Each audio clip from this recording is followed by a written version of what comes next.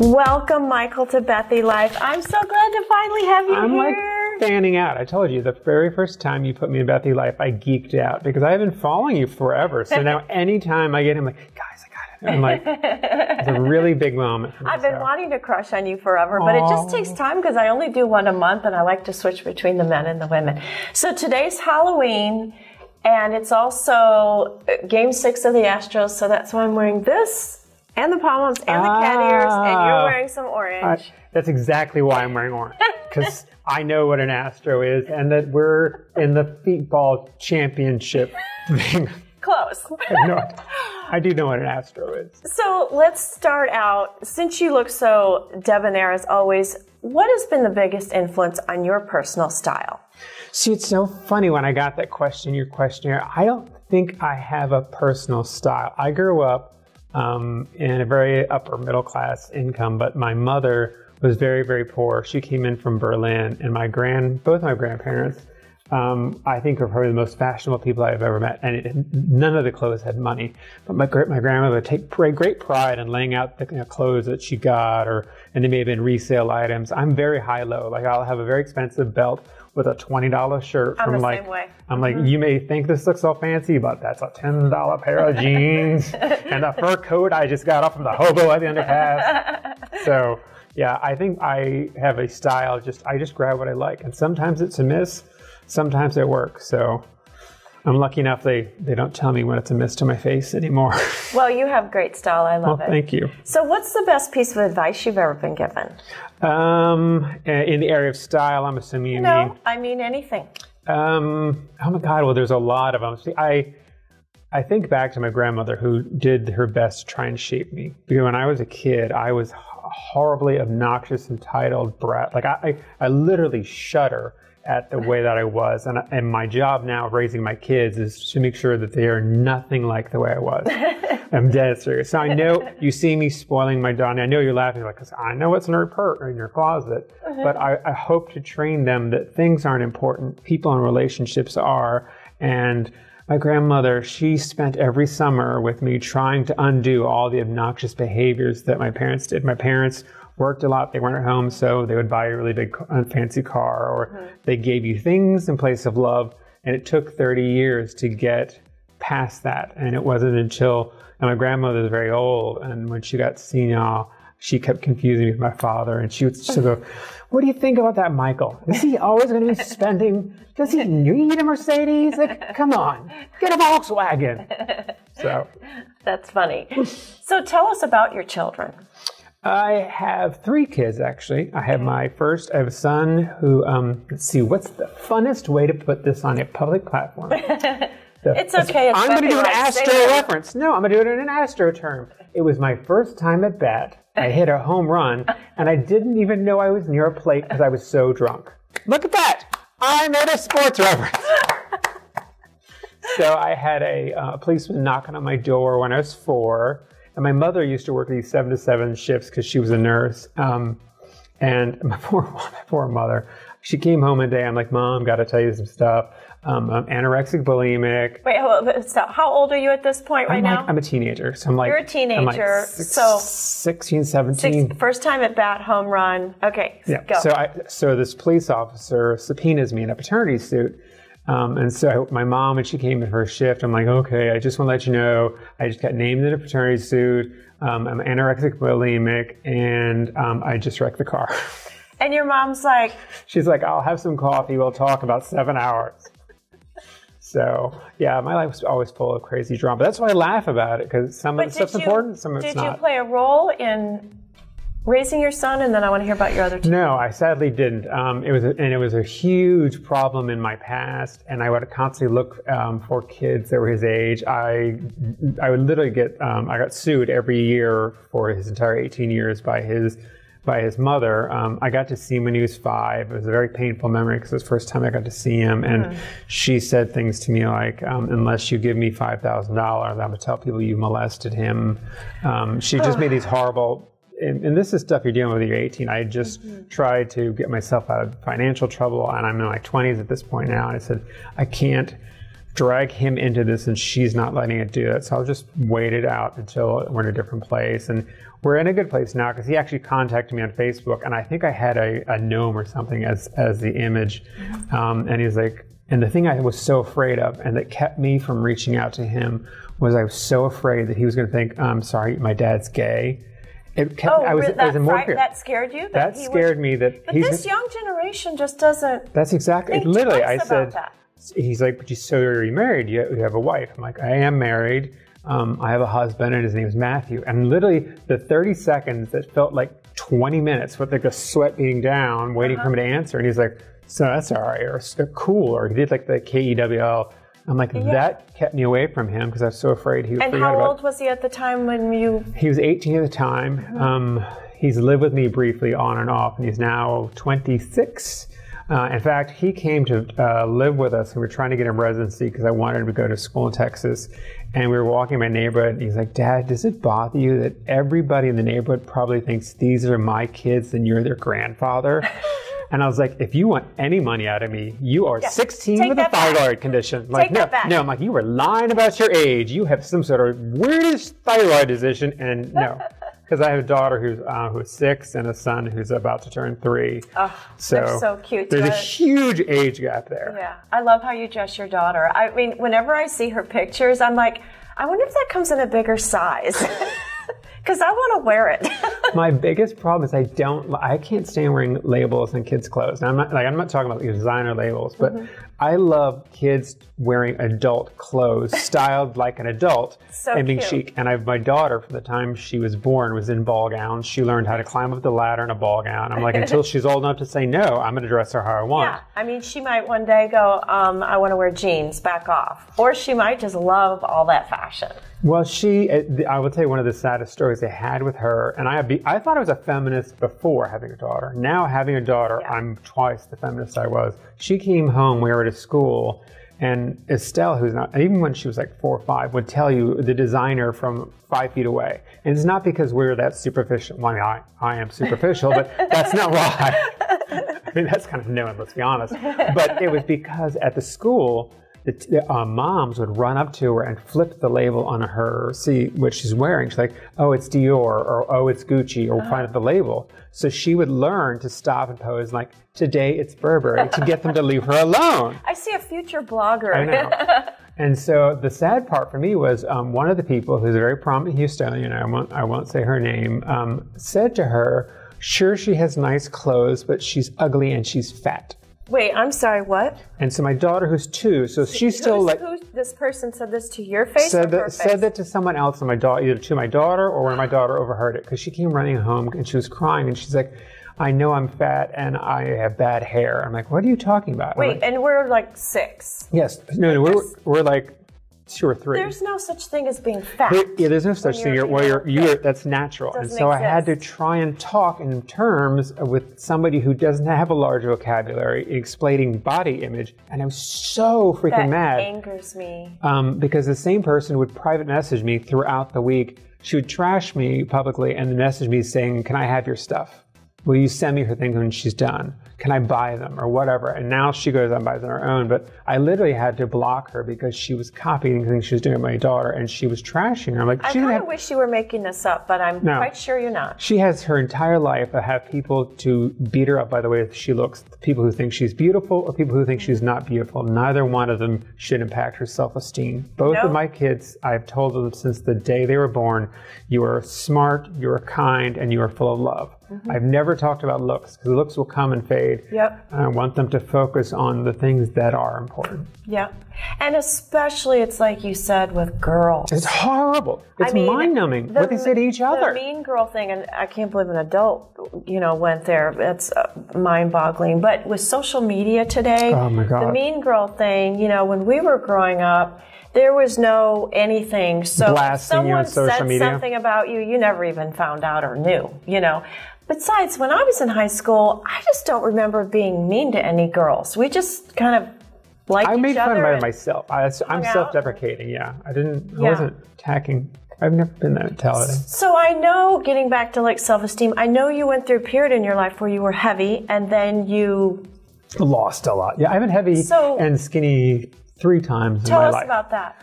So in high school, I was a bit of a loner and a dark horse, believe it or not. If you could believe, I was shy. I was very shy. I didn't talk to anybody. And one of my friends, one of my girlfriends, became bulimic and anorexic and opened up to me about it. I'm like, what is that? And told me everything about like getting the wax teeth and how to protect your teeth going into it and like getting fancy things like pillows. I'm like, I am all in. And I'm not endorsing this, by the way, because this is horrible and unhealthy. Right. But you were heavy at the time. But I was heavy at the time, but not that heavy. I lost like 40 or 50 pounds, but it made a really big difference because now I looked very different. And I got a lot of attention from girls. And on the scale of sexuality, I don't know if you believe in the Kensington scale, I personally do. I am just on the side of gay. I dated a lot of women, was very happy that way. So I suddenly became very, very popular. Well, and that made a difference. Yeah. And then I had another period of my life where it was actually when I was quitting smoking. My husband wanted me to quit smoking because he said it was cutting off the years of our lives together. That's definitely proven a not healthy thing. Yeah. Yeah. So he said, you need to quit it. And I mean, I think a month into our relationship, I quit and I replaced, because you have to replace one thing with another. I replaced alcohol with cigarettes, and then cigarettes I replaced with fudge brownies. And I got up to over 300 pounds. And how old were you at this time? So now I'm law school 23. Okay. I went from being like this, I worked out like 7 days a week, and I worked out with this fraternity brother that I had. He was the best workout buddy because we were kind of rivals. He was that friend that you want to do well, but not better than you. You want to do well, not better than you. A lot of my friends, I'm always happy, and all my friends do well. And if it's better than me, I'm happy for them. I'm not a jealous person, but he and I had that kind of rivalry. So I would sneak in gym visits over him. And it was a very friendly, open rivalry. And he died a few years ago, and it really threw me for a loop. I'm like, this guy was working out like crazy, trying to be healthy, and I'm like, forget all of this. You mean he died of natural causes? No, he had cancer, and within a month and a half of them discovering it, he went to being this very skinny yellow person that couldn't speak and I didn't recognize. From being this huge muscular guy to being a skeleton in front of his kids. So you're like... I'm like, well, forget this working out, doing all this stuff now. Yeah. So I quit smoking and started eating brownies and got really, really heavy. And I realized that I was no longer in I stopped going to events where I would just make donations. I started disappearing from the family photo album. And if you look back at any of the pictures, I'm not in any of them. Or I photocrop myself because I'm really good at Photoshop. But I was disappearing from my life. And then finally I just said, you know what, just like I had a year of the child and, law school, everything I've done, I've set on timelines like, this is the year I'm going to change and get back to me. And so I hired Dr. Yu with TLC. He's an amazing surgeon, and I had gastric sleeves. That's why I say I can't take any credit for this last one. You still have to be disciplined on some level, I would think. You do, but it's something more. I think this is a bit. The problem for me is I should never have had put myself in this position. Yeah. If I had been smarter or thought about food and celebrating life with food and enjoying it and thinking about it in terms of healthy, then I've changed my entire mindset now because I don't want my kids to inherit the problems I had by eating unhealthy, eating when I was sad, and then feeling bad about it, or any of those cycles. I'm like, I have to break that talk in my head and around my kids. So there is, and it's a very, not to say expensive, but it's a high risk surgery. And for the rest of my life, I'll have to see Dr. Yu, and there's tons of vitamins, and I can only eat like itty bitty food. A little bit at a time. Yeah, so I'm a cheap date. I literally will I eat 2 bites of my husband's food and that's it. And I can carry a snack pack, so I'm the cheapest date ever. But it was the best thing I ever did. I lost 145 pounds, and I stayed at that weight for like 3 years. Yeah, so, which is, It was a good healthy weight I was at. I've lost some more since then, but I was really happy at that healthy weight, and it was because I changed my mindset. Like, no, don't bring me the dessert. Keep the croutons. I'm not going to waste on that salad. I will eat my protein, and if I have room, I'm going to try to eat a healthy vegetable. Well, it sounds like, you're sort of a typical scenario of someone who suffered from addiction, and so, like you said, you replace it. If you give one thing up, then it gets turned to something else, and that's just something I have many friends who've been through the program, different programs, and it's just tough. to rail in everything, and it sounds like you successfully have at this point. That was the biggest change in my life, was going through a rehab. I got out of rehab, kicked the doors open. I called every friend I had and said, hey, I'm a recovering alcoholic. And every single one, I was like, oh, duh, we knew. Oh. It was much like when I came out of the closet, but all of those things sort of trail that same pattern. So now I'm not afraid to admit my flaws by being open about them. Like, it's part of my story, you know. Absolutely. I'm not necessarily proud of that behavior, but I've learned from it. I've grown from it. And, you know, when I've harmed someone else, I've apologized and tried to make amends. So I've sort of used that same philosophy for everything I've done in my life. And it's helped me do some fun things. I'm a big believer that if you share your flaws with others, you actually help them. When you get to connect, you start finding out people have same sort of flaws, or that you can relate on. Like, oh, you are just as crazy. You're crazy. Matches my crazy. We're going to get along fine. Right. And then you can kind of help each other, you know. So tell us, I know how funny you are because I've been around you a lot, but tell us something humorous about yourself, besides that you're funny.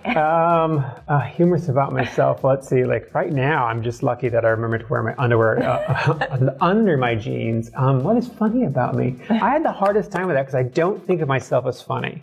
It was a defense thing. Growing up, I was one of 5 kids, and in order to survive, you had to learn how to be really quick and insulting. And I learned a big lesson out of it because I really verbally attacked this girl when I was 18 and just slayed her. I made fun of a deformity that she had. I made fun of her family. I like laid into her like one of those designing women tirades and never thought about it again. And then in college, this girl came up to apply for a job and she was literally shaking as she's handing me this paper. I'm like, are you okay? And she's like, do you not know who I am? Oh, no. And I'm like, no.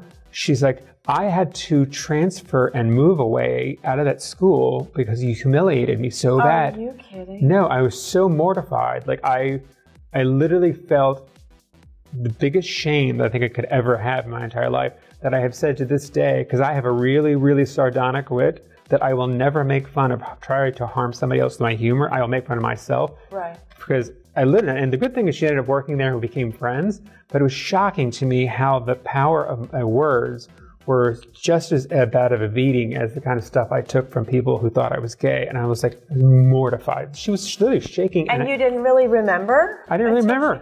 I had no idea who she was. I had no idea who she was. But she, for 2 years, was just deathly afraid of this guy's going to do it again. Wow. Unbelievable. So it's not really a funny thing. No, but still, yeah. So where did you grow up and how did you get to Houston? So I grew up I was born in North Carolina, and I'm proud of my Southern pride. And I drink my sweet tea and have my hush puppies with my fried catfish because my grandmother taught me that. But I grew up in Maryland. My father is with the Army, and I honestly could not tell you what he does. I swear he's a spy because to this day, I could not tell you what he does. So I lived there, and I actually was coming down to Houston just as a fluke because I was engaged to be married to a woman that I loved so very much. And 3 days before we were about to get married, I got a letter stuck in my mailbox, like these little box at work, like a little lockers at work, and in there were photos and a letter of how bad she'd been cheating on me and how long she'd been cheating on me. And who left those in your box, do you know? Yes, a friend of mine to this day. She will always be one of the most important people in my life because she was somebody who spoke up when it wasn't easy to speak up and told me. And so I'm huge friends with her to this day. So I called off the wedding. Her mother drugged her and took the engagement ring. I wrote a letter, called her and said, unless I get that engagement ring back in the next 30 minutes, I will send the letter. And by the way, I did the guest list, and her husband, he was an executive at Procter & Gamble. I'm like, I will tell them all, and I have photos to back up why we didn't get married. So give me the ring back. I got the ring back. And believe it or not, I'm actually friends with her to this day because I credit her for bringing me here. I would never have come out of the closet if I hadn't come to Houston and saw gay people that were like me. Because at the time on TV, it was very much, over-animated, very effeminate, gay type person. That wasn't who I was. You were Liberace or you were strict. Yes, there was exactly. Nothing in between. There's nothing in between. Right. And now it's so varied. So. Right. So I credit her with that and wish her the best. And I'm friends with actually every single guy or girl I have ever dated. And I learned because of her, I proposed within 2 months of meeting her, that I had this 2-month mental mark. And so I would have a new boyfriend every 2 months and I would have them lined up. I would monkey bar between them. And actually, I dated. So what, after 2 months, if you wasn't going to work out, you cut them loose? Yeah, and I would cut them loose one day. No, but I would get somebody lined up beforehand. I'm like, hey, I'd call the other person. I'm like, I'm going to be free in about 2 days. So why don't we line up our date? And then just for that date, I'm like, I'm sorry, it's not working out. And I would literally monkey bar between. So I would always make sure there was a time between. And I kept a journal, believe it or not, of why the relationships weren't going to work out. Stop. I did. And so when I met my husband, I interviewed him like a job interview. I was like, I hope you don't mind, but I have a few questions for you. Don't worry, if you get them wrong, we'll still sleep together. I mean, oh yeah, but I'll cut you loose after 2 months. Exactly. I'll cut you loose after 2 months. And I pulled out my list, and it was all the things I had learned of why those relationships didn't work and why they were better off as friends. And he actually looked back and said, I hope you don't mind. I have a list of things whether or not you're material for me. I was what? Like, I'm sorry, wait. So he is tat for tat everything that I am. I think we're so perfect. How long have you been with Matt? Matt and I, you're going to get like a oh or a vomit on this one, but we have not been apart since our first date 14 years ago. Wow. I take that back. There was one time I had to, for work, travel, but even when I went to Japan, I took him with me. We've always traveled together and been fortunate enough to do that. I am not, and it's not that I'm like this needy, dependent person, but I'm not whole. I can't sleep without him or the kids, and so. So was it one of those first dates where you just knew? I knew. And he ended up moving his furniture into one of my other boyfriend's apartments and paying rent for a year. And I finally, I'm like, I don't care who you're trying to put this facade for your grandmother. You need to be paying me rent instead of paying my freaking ex-boyfriend who's got his new boyfriend living on your furniture. So either get rid of it or pay the rent.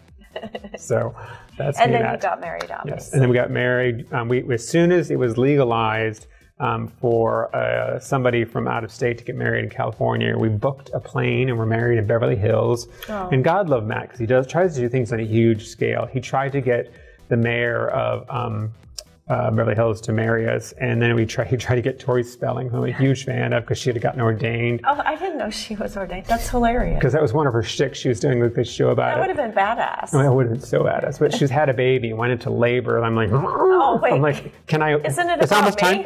Seriously. How dare you? Just fit it in there, and can you just face the camera right? Because I don't want to ruin the baby picture. So we ended up having a very small wedding, and to this day, I joke, I'm like, I've been denied my Steel Magnolias, blush and bashful wedding. So one day I will have one, and I know how I'm going to do it. I'm going to do it inviting the people who mean a lot to me, because every year we throw one big parties, and one of the parties will just be a surprise wedding, and you won't know it. Good idea.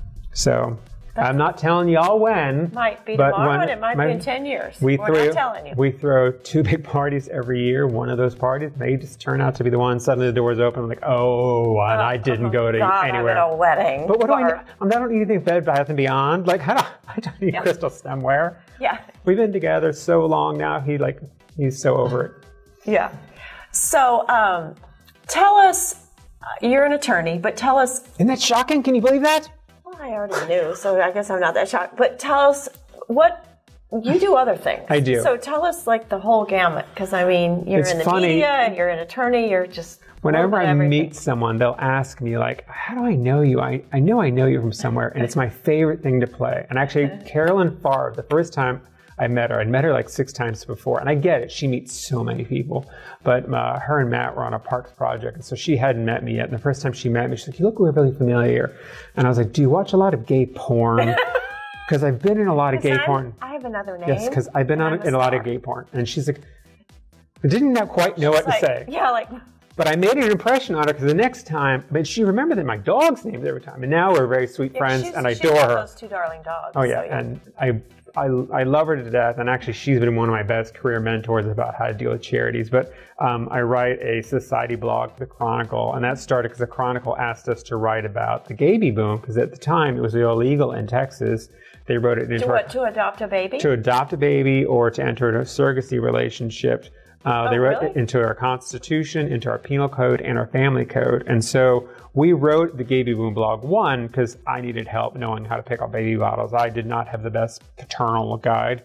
But two, we were part of an underground railroad because I spent so long, Matt and I would go out and meet people and asking how did they do it? How is the process that you got to where you are?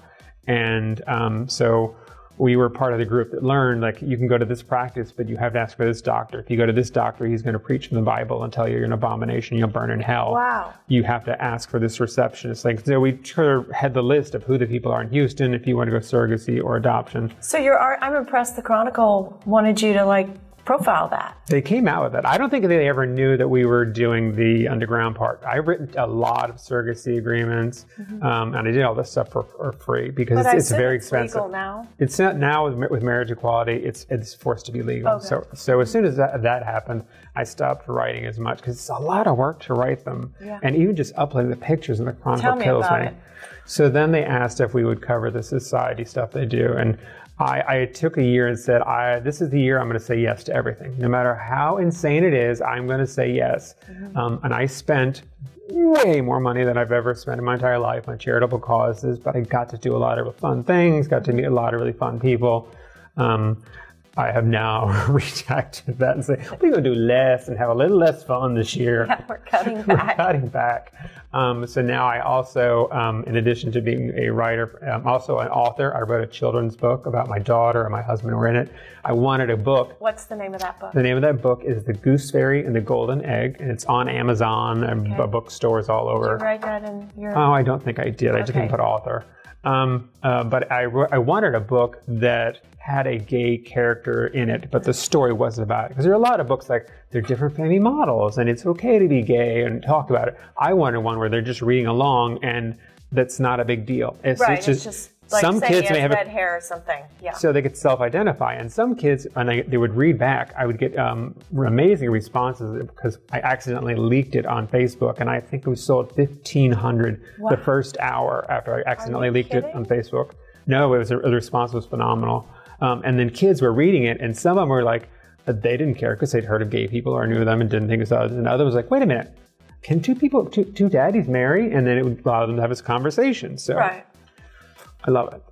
So let's see, I do that. You still write for the Chronicle, or I still write for the Chronicle. It's such a hard pain for me to do because it takes a lot of time. Yeah. And the whole goal for me to do this one was there's 22,000 nonprofits in Houston, and not all of them are going to get the light. Amber Elliott, who is the staff writer for the paper of the Chronicle, she's always going to cover, Symphony Ball, Opera Ball. Those things will get plenty of coverage. Right. But things like there's a school that's completely nonprofit paying for kids' tuitions. There's organizations like building the trees that are happening in the parks and smaller things that she's not going to cover. No. And I have the ability to cover them because my friends are doing them. They're telling me about it. I'm out there. And I'm like, I will do pre-coverage. She won't do pre-coverage.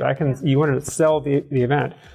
So I split between the TV show because I'm also Eyes on Houston for Houston Life on Channel 2 from 1 to 2. Okay, So do you cover social stuff for that, for Houston They Life? wanted the same thing, society, philanthropy, or anything fun. I have pretty much free range in both of them. They both actually have said, you're getting good ratings and you're getting good clicks. I don't care what you write about, just write. That's fun. It is fun. I've sort of divided it up that if it's something truly society related, meaning it's one of the grand dames or someone of a stature that is really given to the city, and I'm not talking money, but either is given to the city or deserves that name, then I'll write about it. Or if there's a charitable component to it where they need help and I can bring help, then it'll go into the Chronicle. If it's really wacky and you got a fun component, I can do something crazy like the last one, riding that Lamborghini, and I screamed and prayed to all things Louis to let me live. Because the woman who drove me, literally on this racetrack with 30 Lamborghinis in full speed. Are you serious? Oh yeah, and I have a GoPro and I'm screaming for my life. The full version is on the public page.